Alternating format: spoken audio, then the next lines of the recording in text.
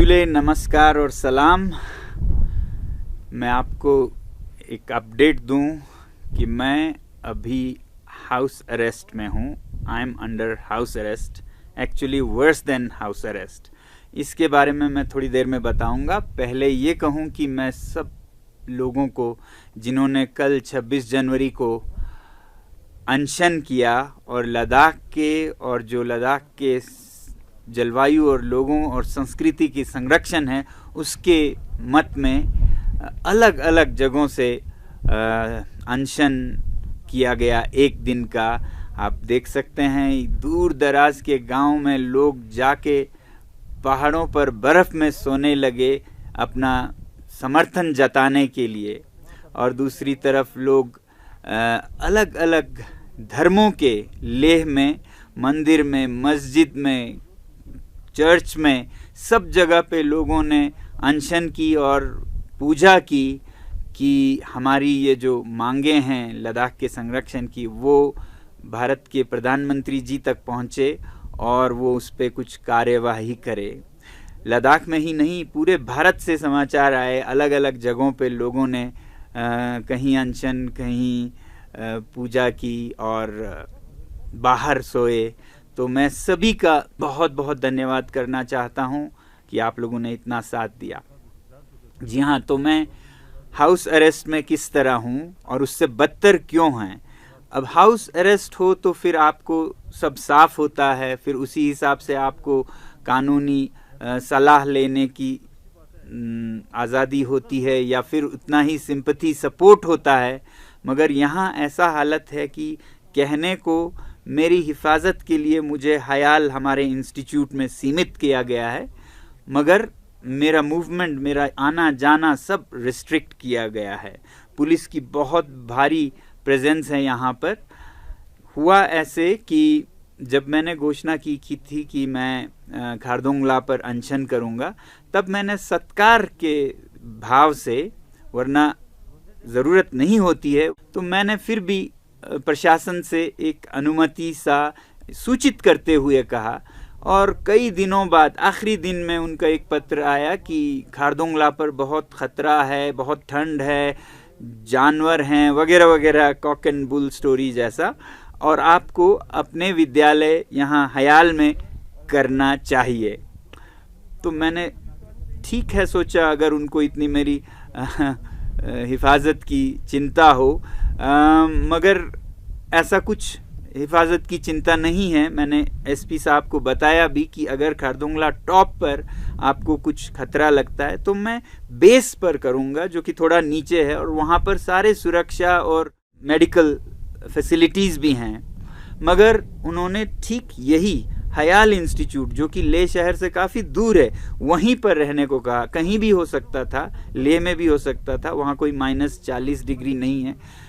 मगर फिर भी मैंने क्या देखा कि 26 जनवरी को जब सुबह बहुत जल्दी 4-5 बजे ही यहाँ पर पुलिस के आवाज़ें सुनाई दी, बस भर के पुलिस, गाड़ियाँ पुलिस की, और मैं थोड़ा हैरान सा हुआ कि ये इतना क्यों हो रहा है। फिर सोचा कुछ इनकी अपने तरीके होंगे। बाद में मैंने पुलिस के एक अफसर से पूछा कि ये किस लिए है, मुझे भी बता दीजिए कि क्या है इसका मकसद, क्या मुझे रिस्ट्रिक्ट किया जाएगा या मेरी हिफाजत के लिए। तो वो बहुत ज़ोर से बोलने लगे, नहीं नहीं नहीं, ये सिर्फ आपकी हिफाजत, आप इतने बड़े शख्सियत हैं, आपको हम पूरे हिफाजत से रखना चाहते हैं। उसी तरह हमने एक SHO साहब से फ़ोन करके पूछा और साफ कि क्या ये हमारा मूवमेंट रिस्ट्रिक्ट करना के लिए है, हम कहीं आ जा नहीं सकते हैं। फिर उन्होंने कहा कि नहीं, आपका मूवमेंट रिस्ट्रिक्टेड करने के लिए नहीं है, ये सिर्फ आपके सुरक्षा के लिए है। तो मैंने सोचा कि सुरक्षा के लिए है तो कोई ख़ास सीरियस बात नहीं है।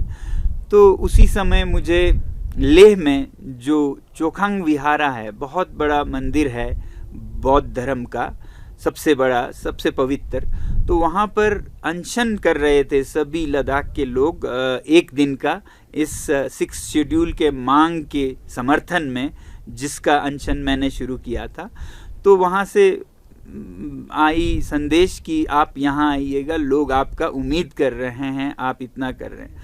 तो मैंने सोचा मैं जा सकता हूँ। मैं यहाँ से उस मंदिर परिसर में गया और लोगों के साथ पूजा में बैठा 1-2 घंटे, और उसके बाद जब वो ख़त्म हुआ पूजा, लगभग 9:30-10 बजे लोग चले गए, और उसके बाद फिर पुलिस के 6-7 कर्मी आके पहले तो मुझसे बहुत विनती करने लगे कि आप ऐसा कैसे आ गए यहाँ पर, वहाँ आपके जो कैंपस में सुरक्षा बल है उनकी तो नौकरी चली जाएगी, हम पे तो बहुत दबाव है, आप चलिए। और फिर धीरे धीरे वो खींचने लगे, धक्के दे के लेने लगे, और यहाँ तक कि उस परिसर का दरवाज़ा बंद था, ताला लगा था, तो वो मुझे दीवार के ऊपर उठाकर, कई लोगों ने उठाकर फांद के धकेल के ले गए। देखने की बात ये थी कि 26 जनवरी जिस दिन हमने संविधान अपनाया, उसी दिन इन सारे नियम कानूनों का हनन हो रहा था, चिथड़े चिथड़े हो रहे थे। पुलिस के जवान बहुत ही विवश और मजबूर नज़र आ रहे थे, क्योंकि वो ऊपर के दबाव के कारण सही गलत सब उनको करना पड़ रहा था। वो खुद बहुत परेशान थे। तो मेरी तो सहानुभूति है उनसे, मगर जो सिस्टम है उसके कारण पुलिस को मिसयूज़ किया जा रहा था। अब मेरी हिफाजत, मेरी सुरक्षा ऐसी कैसी कि जिसमें मेरी ही जान जा सकती थी, तो उनका सुरक्षा का कोई परवाह नहीं था। बस उनको ऊपर से बहुत स्ट्रॉन्ग ऑर्डर्स थे कि किसी भी हालत में इनको यहीं लाना है। सोचता हूं तो पता लगता है कि ये मेरे सुरक्षा के लिए नहीं, बल्कि प्रशासन की, यूटी एडमिनिस्ट्रेशन अपनी सुरक्षा के लिए कर रहे हैं। वो चाहते हैं कि मेरी आवाज़ रिस्ट्रिक्टेड रहे यहाँ कैंपस में, जो कि ले से काफ़ी दूर है, क्योंकि सुरक्षा उनको उनके सरकार की चाहिए जिसकी नाकामियां वो छुपाना चाहते हैं। वो नहीं चाहते कि इसको हाईलाइट हो जाए दुनिया में यूटी प्रशासन की नाकामियां। अब मैं आपको मजबूर होकर बताना चाहूँगा, अभी तक नहीं बताया, कि लद्दाख में यूटी की क्या हालत है। 3 साल से जो यूटी प्रशासन है वो बहुत ही नाकाम रही है। हर आदमी आप अगर देखें तो दुखी है। युवा दुखी हैं कि उनको नौकरियां नहीं मिल रही हैं। 12,000 नौकरियों की वादा किया गया था, अभी 800 की कुछ निकले हैं, वो भी पुलिस में, यानी कि लोगों का दमन करने के लिए, क्योंकि इतने अब जुलूस हो रहे हैं, प्रोटेस्ट हो रहे हैं। वहाँ लोगों में डर है कि उनकी ज़मीनें अब उनके हाथ में नहीं हैं। पॉलिसीज़ किसी भी चीज़ पे नहीं बनी है। मतलब 3 साल में कुछ भी यूटी में लगभग नहीं हुआ है।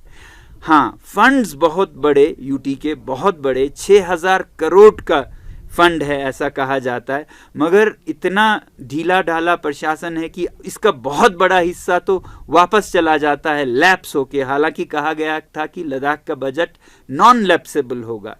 अब ये 6,000 करोड़ एक आदमी के डिसीजन पर है, लेफ्टिनेंट गवर्नर के, वो जहां भी खर्च करें। लोगों का इसमें कोई भागीदारी नहीं, कोई डेमोक्रेसी नहीं।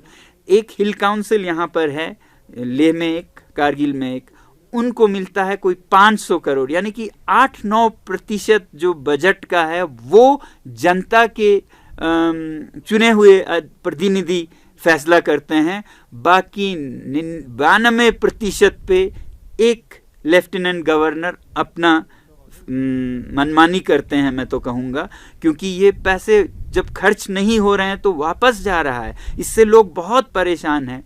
जब यूटी को 3 साल हुए तो एक सर्वे किया गया था जिसमें लोगों से पूछा गया, आप यूटी सरकार के 3 साल के काम को 5 में से कितने नंबर देंगे। 95% से ऊपर लोगों ने 1 या 0 दिया। तो ये हालत है लोगों के जुबानी।